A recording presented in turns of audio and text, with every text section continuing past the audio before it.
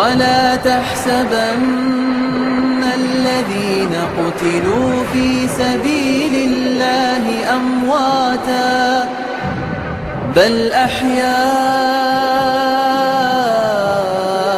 عند ربهم يرزقون.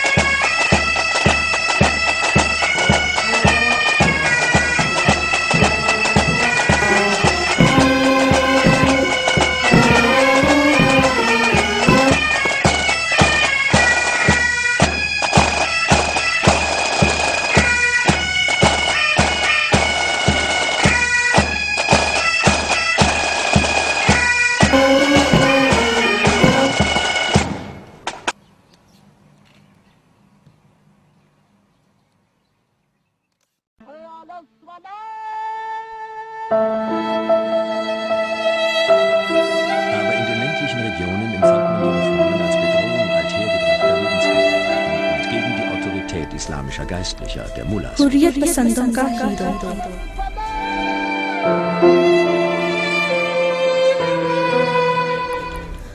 مارکلا پہاڑیوں کے دامن میں فیصل مسجد کے سامنے اجلت سے تعمیر کیا جانے والا ایک سادہ سا مزار شہید ضیاء الحق کا آخری مسکن ہے.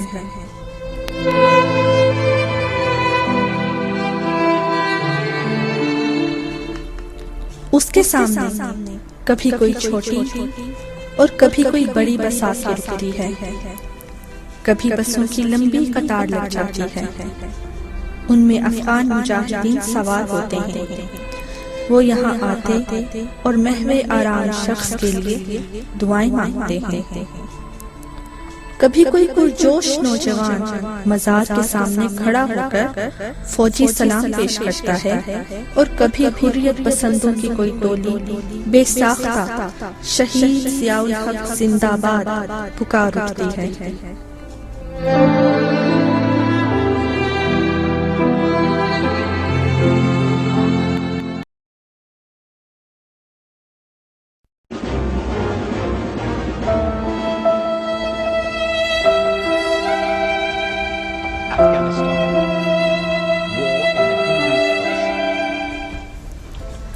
ان حریت پسندوں نے دنیا کی سب سے بڑی جنگی مشینری کو شکست سے دوچار کیا.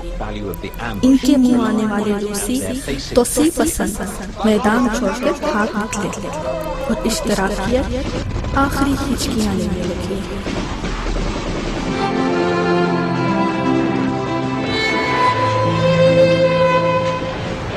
تاریخ کو تبدیلی کی راہ پر ڈالنے بلکہ تبدیل کر ڈالنے کا یہ شرف ان افغانوں کے لیے خاص ہے. لیکن اگر پاکستان میں ضیاء الحق کی حکومت نہ ہوتی تو کیا پھر بھی یہ سب کچھ ہو پاتا؟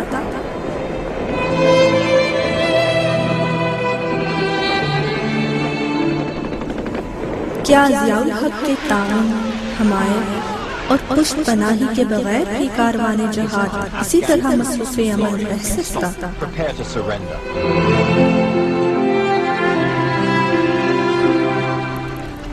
یہ ایک ایسا سوال ہے کہ احسان شناس افغان جس کا جواب نام دیتے ہیں.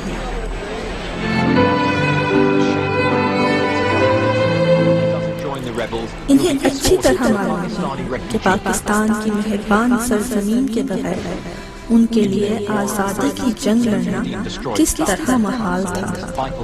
ضیاء الحق ان کے لیے اللہ تعالیٰ کی ایک نعمت تھے، اور کیا خبر کہ ان کو اس کی حکمت خاص کے تحت اسی مقصد کے لیے اقتدار سے نوازا گیا.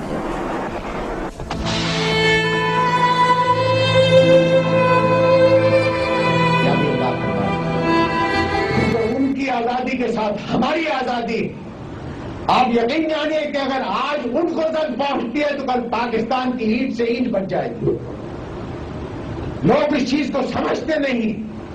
وہ یہ سمجھتے ہیں کہ گرد و غبار جو وہاں مغرب کے اندر اٹھ رہا ہے یہ صرف افغانوں کے لیے. میں آپ کو یہ مطلع کر رہا ہوں کہ اگر خدا نہ کرے کسی طرح سے افغانوں کو شکست ہو گئی ہے تو پھر آپ کا اگلا نمبر آپ کا ہے پاکستان کا. یہ جو بھائی ہماری جنگ لڑ رہے ہیں یہ اپنی نہیں پاکستان کی جنگ لڑ رہے ہیں. اس لیے اگر ہم اور کچھ نہیں کرتے تو کم از کم دعا کے لیے تو ہاتھ اٹھائیے کہ اللہ تعالیٰ ان افغان مجاہدوں کو کامیابی عطا فرمائے.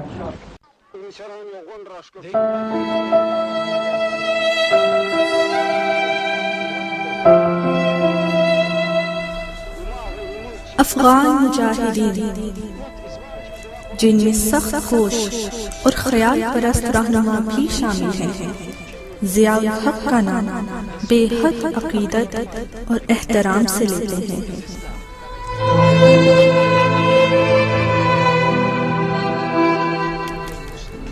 ضیاء الحق ان کے لیے افغانوں سے بڑھ کر افغان تھے. انہوں نے اس سرزمین کی آزادی کے لیے سب کچھ داؤ پر لگا دیا.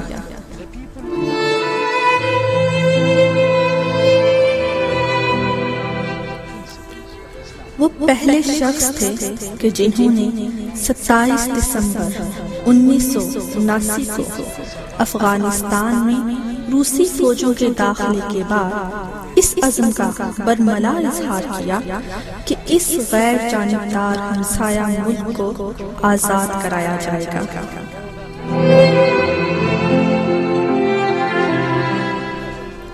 افغانوں کی زمین افغانوں کی رہے گی.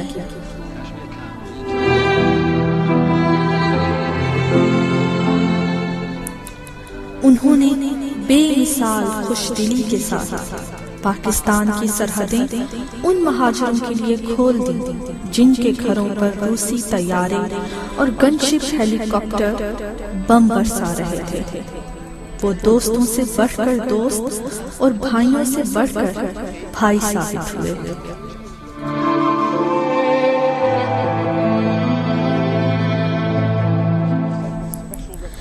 جب تک دنیا کی مدد نہیں پہنچی پاکستان کی کمزور معیشت مہاجرین کا سہارا بنی رہی.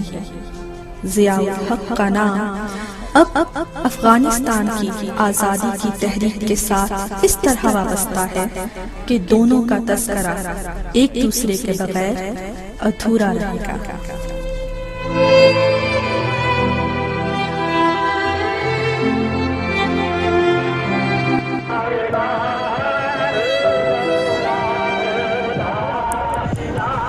جنرل محمد ضیاء الحق 17 اگست 1988 کو اس دنیا سے رخصت ہوئے تو کوہرام اٹھ گئے. ان کی یاد گھر گھر میں تھی، ان کے چراغ دل دل میں تھے. تاریخ کے سفر پر وہ ایسے نقوش چھوڑ گئے جنہیں مٹایا نہ جا سکتا. 12 اگست 1924 کو انہوں نے اس دنیا میں قدم رکھا تو وہ جلندھر کے ایک عام سے گھرانے میں پیدا ہونے والے عام سے بچے تھے. منہ میں سونے کا چمچہ تھا نہ چاندی کا. ان کے والد کا تعلق درمیانے طبقے سے تھا. خاندان البتہ اللہ اور اس کے رسول صلی اللہ علیہ وآلہ وسلم کی محبت سے مالا مال تھا. گھر والوں کی جبینیں سجدوں سے روشن تھی. وہ قناعت کی دولت میں مگن تھے. سادگی ان کا بچھونا تھی اور کفایت شعاری ان کا سیوا. رزق حلال سے زندگی کی توانائی حاصل کرنے والے یہ لوگ اپنے جاننے والوں میں بڑی عزت کی نگاہ سے دیکھے جاتے تھے. محمد ضیاء الحق نے میٹرک کی ابتدائی تعلیم اپنے قصبے ہی میں حاصل کی. بعد ازاں قسمت انہیں سینٹ اسٹیفنز کالج دہلی دی گئی. بی اے کے آخری سال میں تھے کہ جنگ عظیم جاری تھی. انہوں نے فوج میں بھرتی ہونے کا فیصلہ کیا اور کمیشن حاصل کرنے میں کامیاب ہو گئے.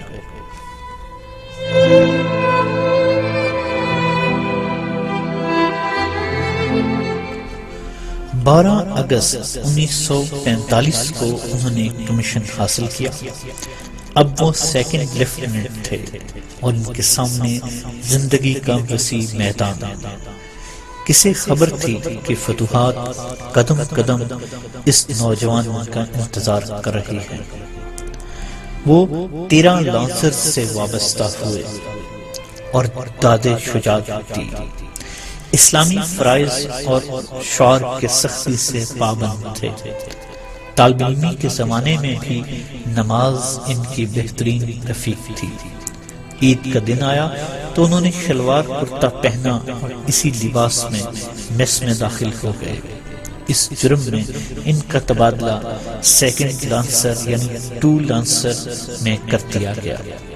جنگ کے آخری مرحلے میں وہ ملایا اور جاوا سماٹرا میں اپنے فرائض ادا کر رہے تھے.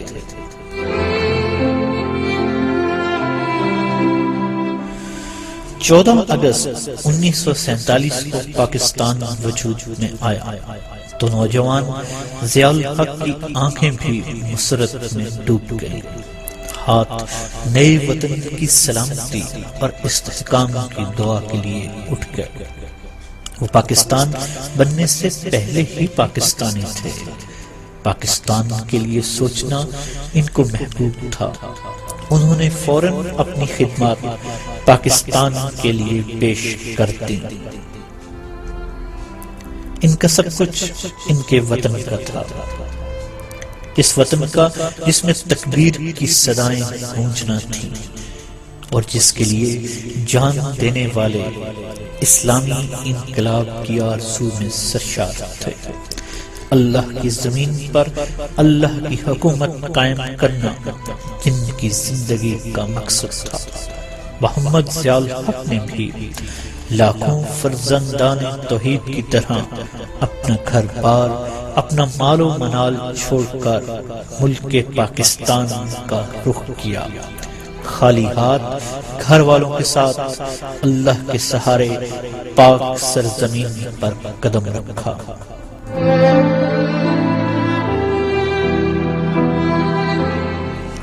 ان کا تقرر نو تشکیل آرمڈ کور میں ہوا. نوشہرہ ان کا پہلا پڑاؤ تھا. وہ چراٹ میں بوائز ونگ کے کمانڈر مقرر ہوئے.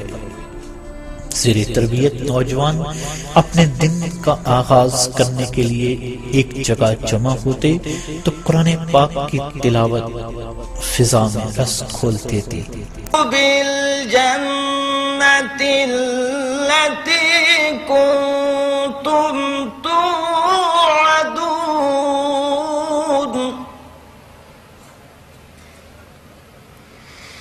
نحن أولياؤكم في الحياة الدنيا وفي الآخرة. فوج کا کوئی اجتماع اس سے پہلے اس لذت سے آشنا نہیں تھا.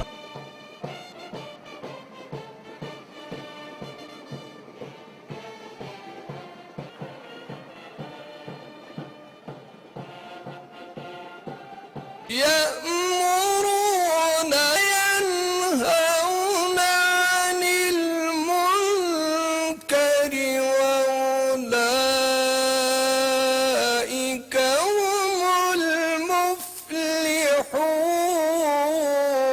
المفلحون. صدق الله العظيم.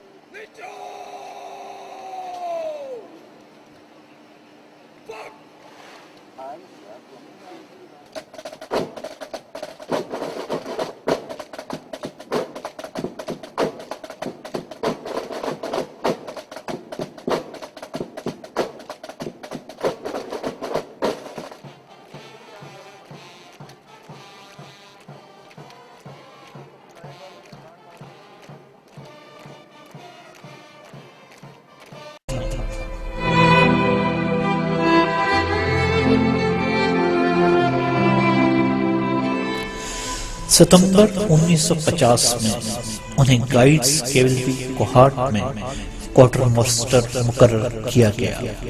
یہاں انہیں ایسے ساتھی ملے کہ جن سے رفاقت زندگی بھر قائم رہی. فضل الحق امیر گلستان جنجوعہ پیر عبداللہ شاہ، ہاشم علی خان، عباس درانی، علی امام کے ساتھ اس دور کی یادیں وابستہ ہیں۔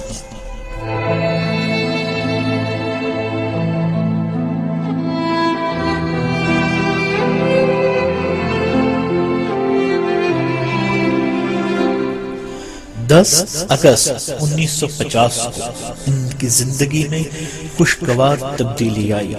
ان کی خالہ زاد شفیق بیگم شریک زندگی بن گئی۔ ازدواجی مسرتوں کی آغوش میں سال لمحوں میں تبدیل ہوتے گئے۔ دو بیٹے اعجاز الحق اور انور الحق اور 3 بیٹیاں اس حسین رفاقت کی یادگار ہیں۔ سب سے چھوٹی بیٹی زین پیدائشی معذور تھی، لیکن ضیاء الحق نہ گھبرائے نہ شرمائے۔ انہوں نے جگر کے اس ٹکڑے کو بھی دل سے لگائے رکھا اور معذور بچوں کے والدین کو مصائب کا سامنا کرنے کا حوصلہ عطا کرتے رہے۔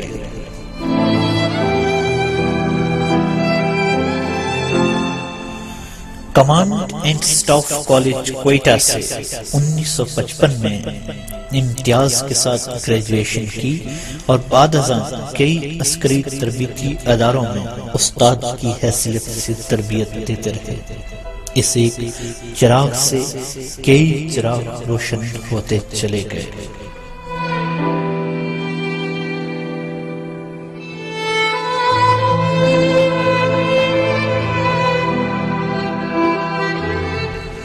انیس سو 56 سے 1957 میں 3rd آرمرڈ بریگیڈ میں بریگیڈ میجر مقرر ہوئے۔ 1960 سے 1963 تک GHQ کے ملٹری آپریشنز ڈائریکٹوریٹ میں جنرل سٹاف افسر کے طور پر مامور رہے۔ 1963 میں فورٹ لیون ورتھ امریکہ سے ایسوسیٹ کمانڈ اور جنرل سٹاف آفیسرز کورس میں کامیابی حاصل کی۔ واپس آئے تو command and staff college Quetta میں انسٹرکٹر مقرر ہوئے۔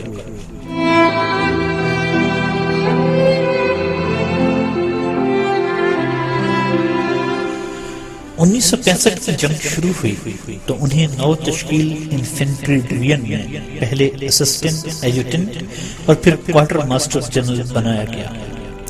وطن کی سرحدوں نے ان کو آواز دی تھی اور لاریب وہ پیچھے ہٹنے والوں اور پیٹھ دکھانے والوں میں سے نہیں تھے۔ وہ اسلام اور پاکستان کے سپاہی تھے۔ مردانہ وار آگے بڑھے اور سرحدوں کی حفاظت کے لیے اپنا سینہ کھول دیا۔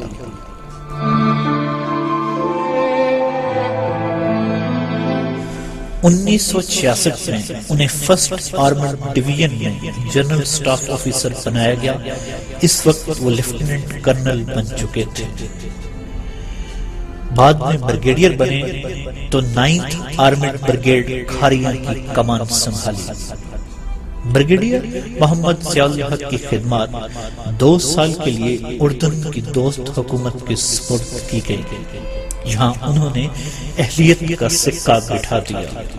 اس مملکت کو استحکام اور توانائی دی، اس کی فوجی صلاحیت میں اضافہ کیا اور اردن کی فوج کی بنیاد رکھی اور پاکستان اور اردن کی دوستی کو نئی وسعت عطا کی۔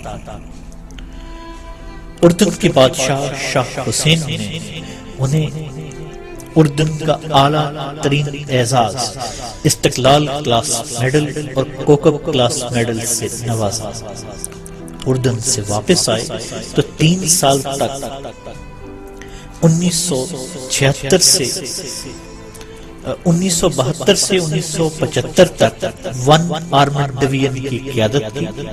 1 سال تک 2 کور ملتان کی رہنمائی کے فرائض انجام دیے۔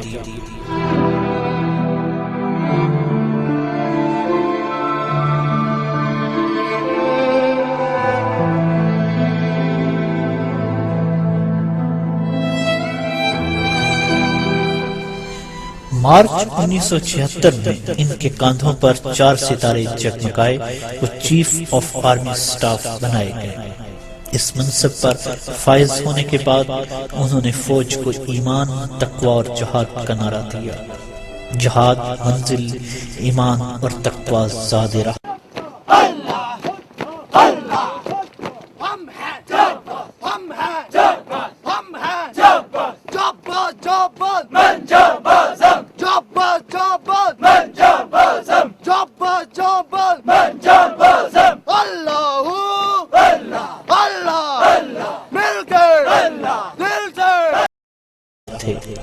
ان کے بغیر منزل پر پہنچنا ممکن نہیں، اور یہ ہتھیار پاس ہوں تو پہلا قدم بھی منزل ہے۔ انہوں نے فوجی میسز میں شراب کا داخلہ ممنوع قرار دیا اور فوج کے اندر فضائے بدر پیدا کرنے میں مصروف ہو گئے۔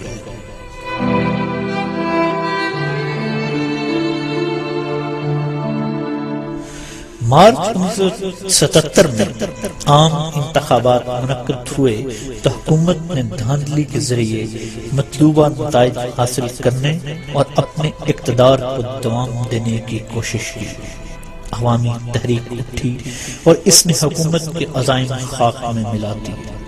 3.5 ماہ تک ہنگامے جاری رہے، سینکڑوں افراد ہلاک اور ہزاروں زخمی اور گرفتار ہوئے، لیکن تحریک کو دبایا نہ جا سکا۔ ملک خانہ جنگی کے دہانے پر پہنچ گیا تو افواج پاکستان نے مداخلت کا فیصلہ کیا اور 5 جولائی 1977 کو دھاندلی سے قائم ہونے والی حکومت سے قوم کو نجات دلا دی۔ سپریم کورٹ نے اس اقدام کو قانونی ضرورت کے تحت جائز اور قانونی قرار دیا۔ میں یہ بالکل واضح کر دینا چاہتا ہوں کہ نہ میرے کوئی سیاسی عزائم ہیں، نہ فوج ہی اپنے سپاہیانہ پیشے سے اکھڑنا چاہتی ہے۔ مجھے صرف اس خلا کو پر کرنے کے لیے آنا پڑا ہے جو سیاستدانوں نے پیدا کیا ہے، اور میں نے یہ چیلنج صرف اسلام کے ایک سپاہی کی حیثیت سے قبول کیا ہے۔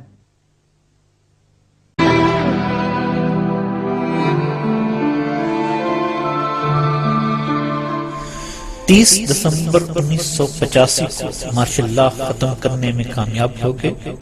اس سے پہلے عام انتخابات کے نتیجے میں جمہوری حکومت قائم ہو چکی تھی۔ آئینی اور جمہوری عمل جاری تھا کہ 17 اگست 1988 کو بہاولپور کی فضا میں ان کے طیارے کو تخریبی کارروائی کا نشانہ بنایا گیا۔ وہ ملک اور فوج کے سربراہ تھے اور پاکستان کے دشمنوں کے راستے میں دیوار چین بن گئے تھے۔ پاکستان کا ایٹمی پروگرام ترک کرنے پر وہ تیار نہیں تھے، جن کے لیے زندگی اور موت کا مسئلہ تھا۔ To be honest and to be fair to General Zia ul Haq, ان کا کیا رول ہے پھر اس کے اندر؟ ان کا رول یہ تھا کہ انہوں نے پوری سہولت دی، انہوں نے پورا امریکن پریشر لیا، کبھی کسی کے روب میں نہیں آئے، دبائی میں نہیں آئے۔ جب بھی صاحبزادہ یعقوب یا پہلے اس سے پہلے آغا شاہی صاحب، اس کے بعد ساتھ جب بھی وہ امریکہ جاتے تھے ہماری میٹنگ ہوتی تھی بورڈ کی، یعنی اس میں جنرل ضیاء ہوتے تھے، غلام اسحاق صاحب ہوتے تھے، آغا شاہی صاحب ہوتے تھے، جنرل عارف ہوتے تھے، میں ہوتا تھا۔ تو اس میں یہ ڈسکس کرتے تھے کہ امریکہ جا رہے ہیں تو یقینی یہ چیز اٹھائی جائے گی۔ جنرل ضیاء کی ایک بات بڑی سی تھی، وہ یہ کہہ دیتے تھے کہ دیکھیں شاہی صاحب یا صاحبزادے صاحب، اگر نیوکلیر کی کوئی بات ہو، you tell them you will not discuss anything, not a word about it. Tell them to whom? To the Americans. That is none of their business. امریکہ کی طرف سے کس طرح کا پریشر آیا کرتا تھا پاکستان؟ بہت سخت آتا تھا کہ جی کہ آپ تھریشولڈ کراس کر رہے ہیں، آپ 5% سے زیادہ بنا رہے ہیں، آپ ویپن گریڈ، اور یہ جب کی بات جو آپ لوگ بنا چکے تھے، ہم بنا چکے تھے، ان کو پتہ یہ جو بیوقوفوں کی طرح ہی بیانات دیتے ہیں۔ دیکھیے جو شیعی ہے نا، وہ اپنے آپ کو بہت سمجھتی ہے، وہ ڈیپینڈ کرتی ہے ہیومن انٹیلیجنس پہ۔ اچھا کسی جھوٹے نے انٹیلیجنس دے دی، وہ مان گئے۔ مطلب انہوں نے یہ کہا جی کہ ہمیں تو ڈاکٹر صاحب کو پتا تھا کہ ان کے باتھ روم میں بیڈ روم میں ہم نے ہمارے حالت لگے ہوئے، ان کے باپ کو بھی نہیں پتا۔ بات یہ ہے کہ جب محترمہ بینظیر بھٹو آئیں اور وہ اشرف قاضی، جنرل اشرف قاضی تھے نا، DI صحیح، تو انہوں نے ایک دن مجھے چائے پہ دعوت دی اور مجھ سے کہا کہ یہ خط آیا پڑھ کے دیکھیں، تو CIA کا خط تھا، اس میں لکھا تھا کہ جی ابھی ہمیں پتہ لگا ہے کہ آپ نے تھریش ہولڈ کراس کے لیے، ڈینجرس تھریش ہولڈ نا 5% سے زیادہ، کیونکہ جن زیادہ ان کو ایک طرح کی کمٹمنٹ دی تھی، وہ کمیٹڈ انٹرنیشنل انٹرسٹ کہ جی ہم 5% سے زیادہ نہیں بنائیں گے، یعنی کریں گے اس کے معنی کہ ویپن گریڈ نہیں بنائیں گے، لیکن اس وقت تک ہم درجنوں بنا چکے تھے نیوکل بامز. ہاں بالکل. تو اور یہ کہ ہمیں KRL کا ایک آدمی میٹلرجسٹ مل گیا ہے اور جس نے یہ بتا دیا ہے کہ ابھی ہم نے آپ نے ابھی کنورٹ کرنا شروع کر دیا، یعنی گیس کو میٹل میں کور بنانا شروع کر دیا. رائٹ. تو یہ 89 میں کہہ رہا ہے ان سے، یعنی CIA اتنی ناسمجھ تھی. They were 10 years behind us, 12 years behind us. They did not know anything. اچھا، یہ تو بڑی حیران کن بات ہے. نہیں، یہ بڑی حیران کن بات ہے. صحیح ہے، یہ دھونس زیادہ مارتے ہیں، یہ پبلک امیج بناتے ہیں اپنی کہ ہمارے پاس سب کچھ، ہم سب کچھ کر سکتے ہیں. افغانستان میں مجاہدین کی حکومت اور پاکستان میں نفاذ شریعت کے معاملے پر کوئی سمجھوتا کرنے پر ان کو آمادہ نہیں کیا جا سکتا تھا. ناقابل تسخیر ضیاء الحق کو سازش کے ذریعے راستے سے ہٹا دیا گیا. انہوں نے مردانہ وار جان دی اور اہل پاکستان کے لیے زندگی کی علامت بن گئے.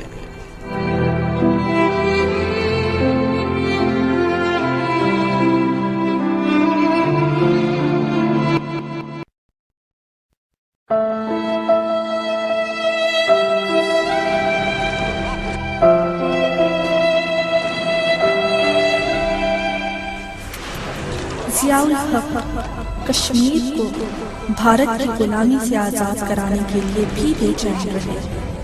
انہوں نے بڑی حکمت اور دانائی کے ساتھ کشمیر میں آزادی کی چنگاری کو شعلہ بنانے کا نقشہ بنایا.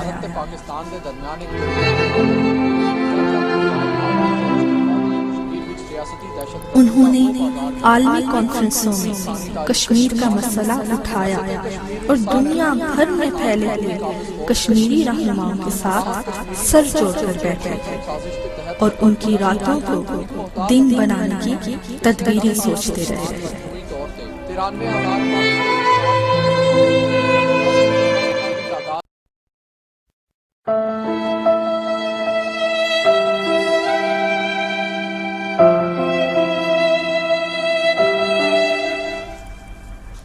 ضیاء الحق کی شہادت کے بعد آزاد کشمیر کے اس وقت کے صدر سردار عبدالقیوم نے جذبات سے مردعش آواز میں غیر ملکی اخبار نویسوں کے ایک گروپ کے سامنے اعتراف کیا تھا.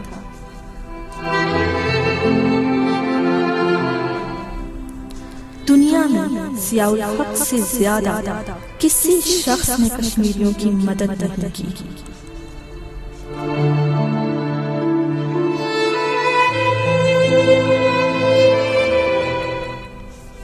17 اگست کے حادثے کی خبر سن کر مقبوضہ کشمیر سوگ میں ڈوب گیا.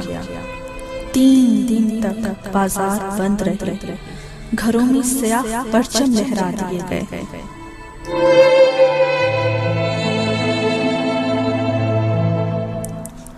کشمیری اب بھی اس شہید کو یاد کرتے اور اس کے نعرے لگاتے ہیں.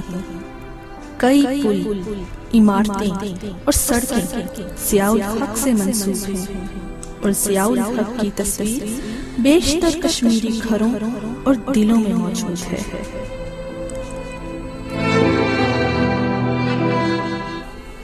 افغانوں کے گھروں، دلوں اور مورچوں کی طرح.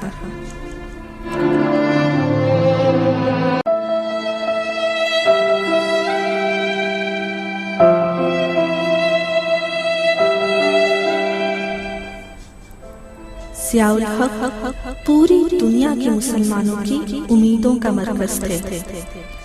سری لنکا کے مسلمان ہوں یا فلپائن کے کلمہ گو، برما کے فرزندان توحید ہوں یا روسی ترکستان کے بے زبان عاشقان رسول صلی اللہ علیہ وآلہ وسلم، सब ضیاء الحق کو اپنا سمجھتے اور ضیاء الحق تھے بھی سب کے۔ طائف کانفرنس نے ملت اسلامیہ کی سربلندی کے لیے 2 انتہائی اہم فیصلے کیے۔ ایک فیصلے کی روح سے اسلامی کانفرنس کی سائنس اینڈ ٹیکنالوجی کمیٹی قائم کی گئی اور جنرل محمد ضیاء الحق اس کمیٹی کے سربراہ منتخب کیے گئے۔ دوسرے فیصلے کے تحت 2 برادر اسلامی ملکوں ایران اور عراق کی جنگ بند کرانے کے لیے اسلامی امہ امن کمیٹی کا قیام عمل میں لایا گیا، جس کے ارکان میں ضیاء شہید بھی شامل تھے۔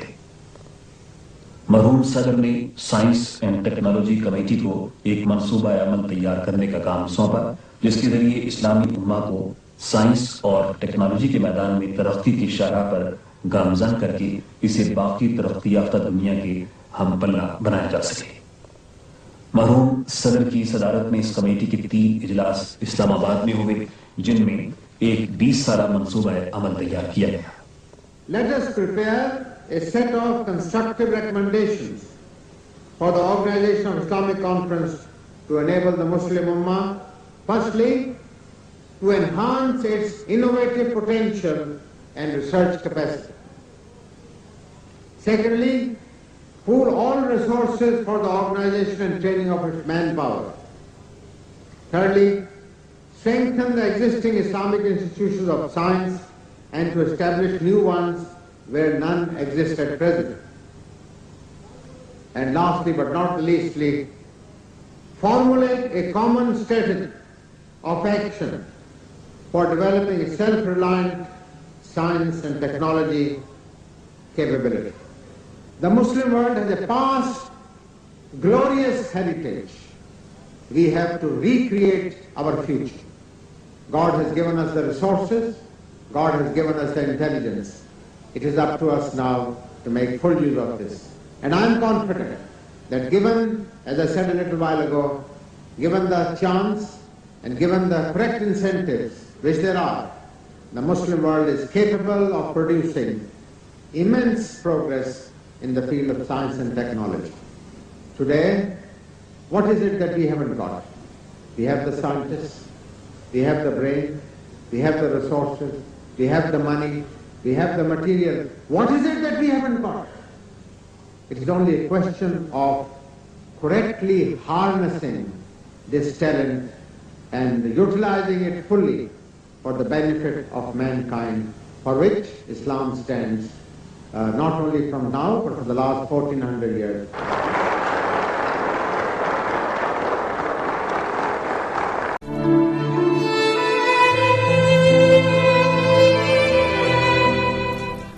سری لنکا کے مسلمانوں نے ایک بڑا ہسپتال قائم کیا تو اس کا نام انہی کے نام پہ رکھا۔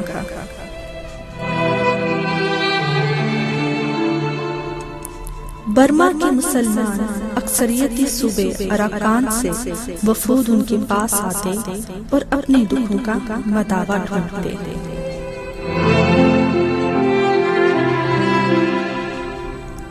روس کا دورہ کرنے والے ایک ممتاز پاکستانی صحافی نے واپس آ کر لکھا کہ وسط ایشیائی مسلم ریاستوں میں ضیاء الحق مقبول ترین انسان ہیں۔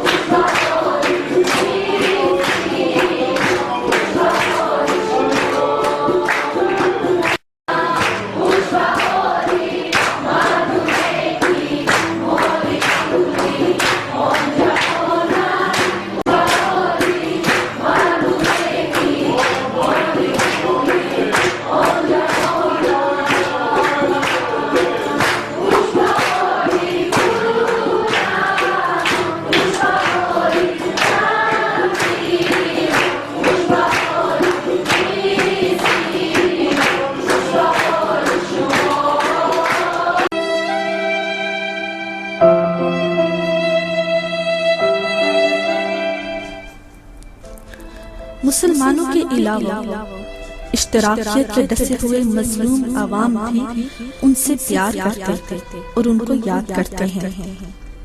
مشرقی یورپ بالخصوص پولینڈ میں پاکستان وقار اور احترام کی علامت ہے کہ روسیوں کے غرور کو خاک میں ملانے والا شخص اس ملک کا حکمران تھا۔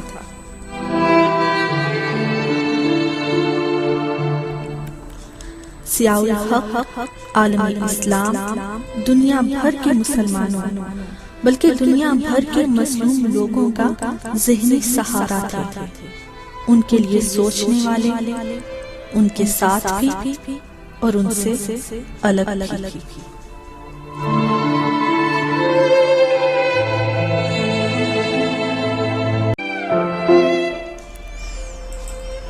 جنرل محمد ضیاء الحق کو افواج پاکستان کے لیے سامان حرب و ضرب کے حصول سے گہری دلچسپی تھی۔ اس مقصد کے لیے انہوں نے بہت سے ممالک سے رابطے قائم کیے اور پاکستان کی مسلح افواج کے لیے بہترین اسلحہ حاصل کرنے کی کوشش کی۔ 1971 کی جنگ کے بعد بھارت ہتھیاروں اور ٹینکوں کی جدیدیت میں ہم سے بہت آگے بڑھ گیا تھا۔ جنرل صاحب کے پیشوا نے چین اور امریکہ سے تعاون کی اپیل کی تھی۔ جواب میں امریکہ نے ہمیں ٹینک شکن میزائل 2 انتہائی مہنگے داموں فروخت کیے۔ چین نے T-59 قسم کے ٹینک اور MiG-19 قسم کے طیارے مہیا کیے۔ تاہم اس عرصے کے دوران بھارت نے روس سے T-72 قسم کے ٹینک، MiG-23 اور MiG-25 طیارے حاصل کر لیے۔ برطانیہ نے بھارت کو 150 عدد جیگوار طیارے اور سی ہیریئر طیارے۔ جنرل محمد ضیاء الحق نے 1981 میں امریکہ سے 40 عدد جدید ترین طیارے F-16 خریدنے کا معاہدہ کیا، جس سے ہنود و یہود سخت خفا ہوئے۔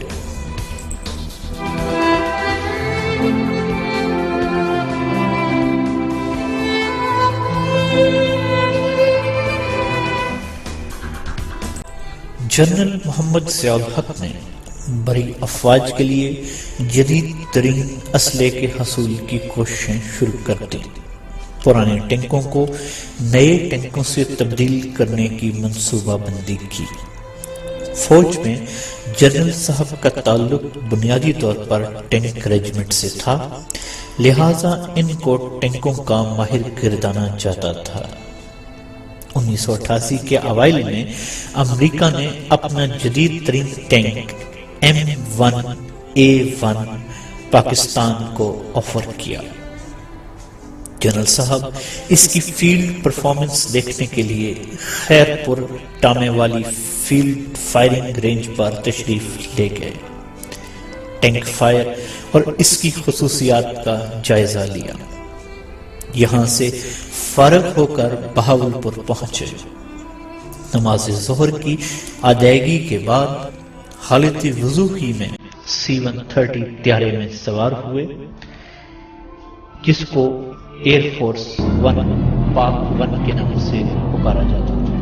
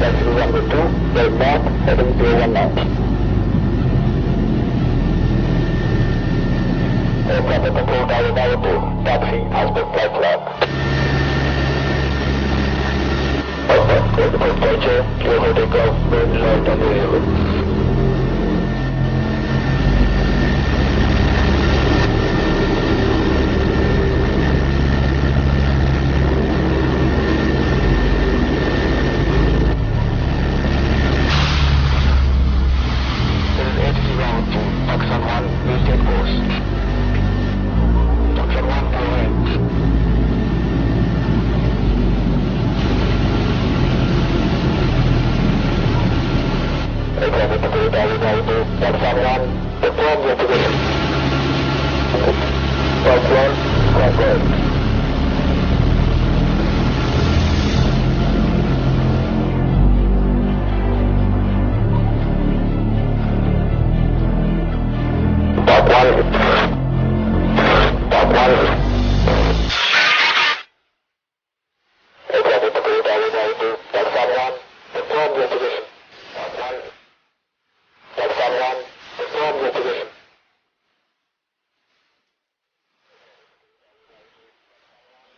پاس پاکٹ سائز کا قرآن حکیم کا ایک نسخہ تھا جس کو ہمیشہ وہ اپنے پاس رکھتے تھے اور دوران سفر اس کی تلاوت سے فیض یاب ہوتے. پیارا فضا میں بلند ہوا قانون یہود کی سازش پروان کی جنرل محمد ضیاء الحق اپنے 32 ساتھیوں کے خالق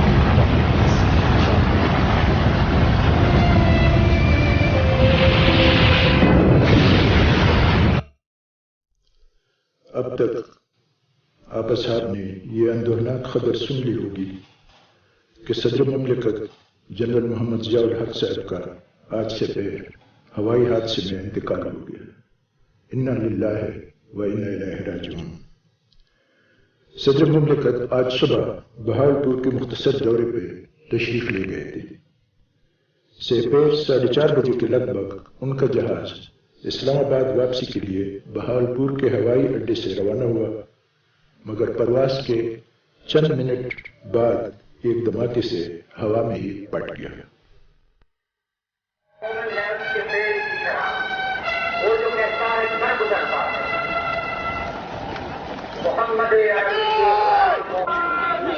ایک اور معزز شخصیت ہماری مہمان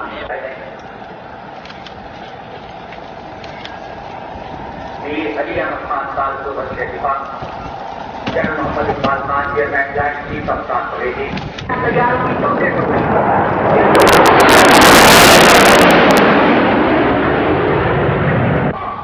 میرا سائز سے کنارا کسی کام سے نہیں جا جس میں ستارہ تھا.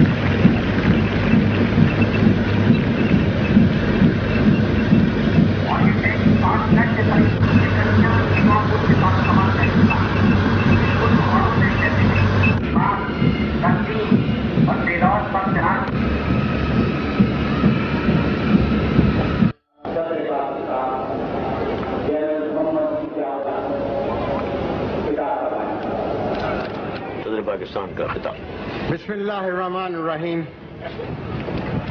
الحمدللہ رب العالمین والصلاة والسلام علی خاتم النبیین.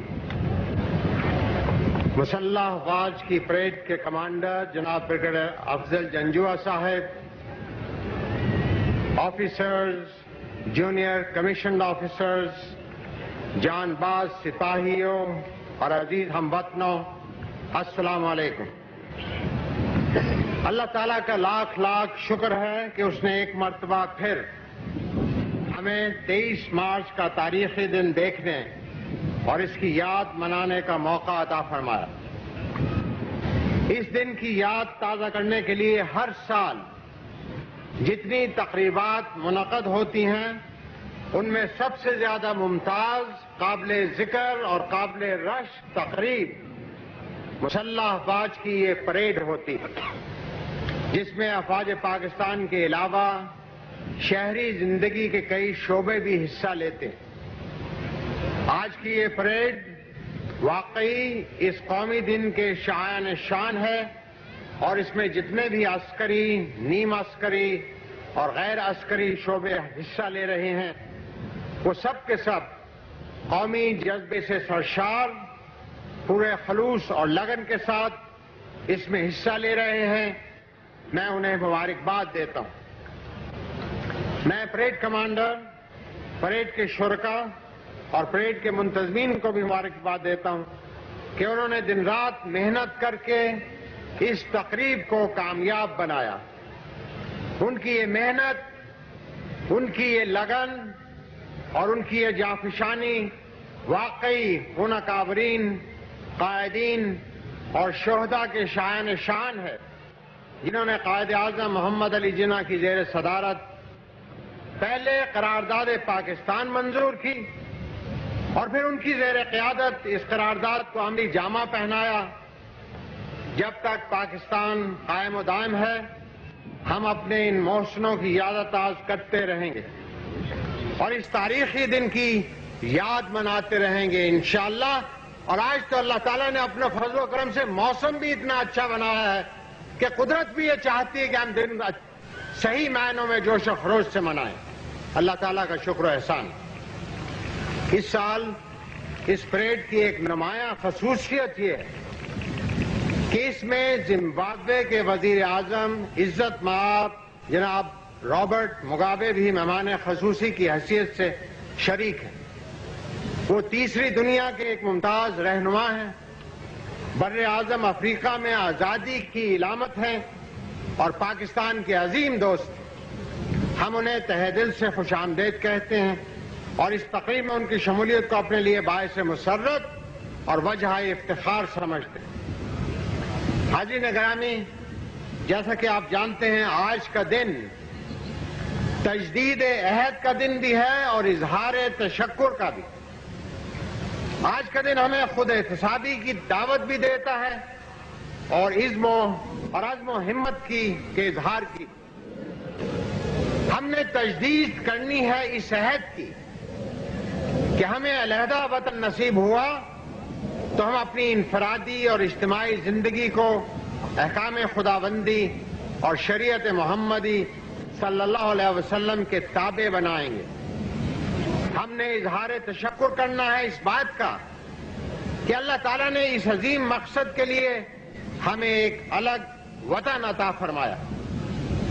ہم نے اپنا احتساب کرنا ہے اس بات کے لیے کہ ہم نے الگ وطن حاصل کرنے کے بعد احکام خداوندی اور شریعت رسول صلی اللہ علیہ وسلم کا کام کس حد تک انجام دیا.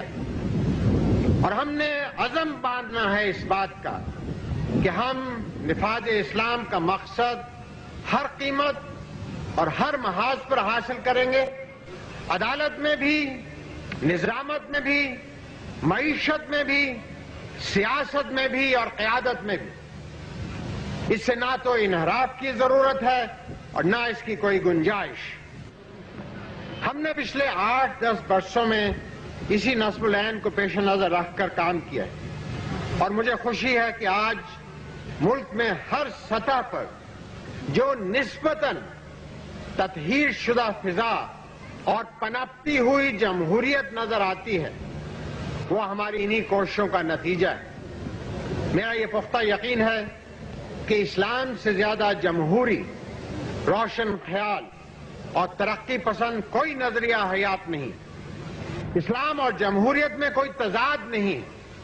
ضرورت صرف اس امر کی ہے کہ ہم جمہوریت کو نصب العین ٹھہرا کر ضمنی طور پر اسلام کو اپنانے کی بجائے نفاذ اسلام کو اپنا مطمع نظر بنا کر نظام حکومت اور نظام سیاست ہر شعبہ زندگی کو اسلامی سانچے میں ڈالنے کی کوشش کریں. اس طرح نہ صرف ہماری ترجیحات درست ہو جائیں گی بلکہ ہماری حقیر کوششوں میں اللہ تعالیٰ کی عظیم برکات بھی شامل ہوں گی اور ہم ہر میدان میں کامیاب رہیں گے انشاءاللہ. دوسری اہم بات جو میں آپ کو اور اہل وطن کو یاد دلانا چاہتا ہوں یہ ہے کہ 23 مارچ قومی یکجہتی کا دن ہے. یہ باہمی اتحاد کا دن ہے. یہ مل کر عہد و پیمان باندھنے اور قدم ملا کر چلنے کا دن ہے. لہذا آئیے اس دن کی اہمیت کو پہچانیں، نعمت آزادی کے لیے شکر ایزدی ادا کریں اور یہ عزم باندھیں کہ ہم سول میں ہوں یا فوج میں، صنعت میں ہوں یا زراعت میں، سیاست میں ہوں یا ثقافت میں، ہم صرف پاکستان کی سربلندی، اس کے تحفظ آزادی اور اس کے عظیم الشان مستقبل کے لیے کام کریں گے، کیونکہ پاکستان ہے تو سب کچھ ہے، پاکستان ہے تو ہماری عزت ہے، پاکستان ہے تو ہماری شناخت ہے، اور پاکستان ہے تو ہماری عظمت ہے۔ اللہ تعالیٰ اسے قائم و دائم رکھے، آمین۔ جن لوگوں نے پاکستان کو قائم و دائم رکھنے میں مختلف محاذوں پر گراں قدر خدمات انجام دی ہیں، وہ سب کے سب ہمارے دلی شکریہ کے مستحق ہیں۔ ان میں وہ بھی شامل ہیں جنہوں نے اپنی سیاسی بصیرت سے اسے پروان چڑھایا، ان میں وہ بھی شامل ہیں جنہوں نے اپنے اعلیٰ کردار سے اسے مضبوط بنیادوں پر کھڑا کیا، اور ان میں وہ بھی شامل ہیں جنہوں نے اس کے تپتے ہوئے صحراؤں میں اس کی پاسبانی کی، سرد راتوں میں اس کی سرحدوں پر پہرا دیا، اس کو درپیش بحرانوں میں سر دھڑ کی بازی لگائی اور اس کی ناموس کی خاطر اپنی جانیں قربان کی۔ آئیے ان کی یاد تازہ کریں، ان کی عظمت کو سلام کریں اور یہ عہد کریں کہ ہم ان کی اور بانی پاکستان قائد اعظم رحمۃ اللہ علیہ کی اس میراث پر آنچ نہیں آنے دیں گے، کبھی نہیں، ہرگز نہیں، انشاءاللہ۔ اللہ تعالی ہمارا سب کا حامی و ناصر ہو۔ پاکستان بائندہ باد، افواج پاکستان زندہ باد۔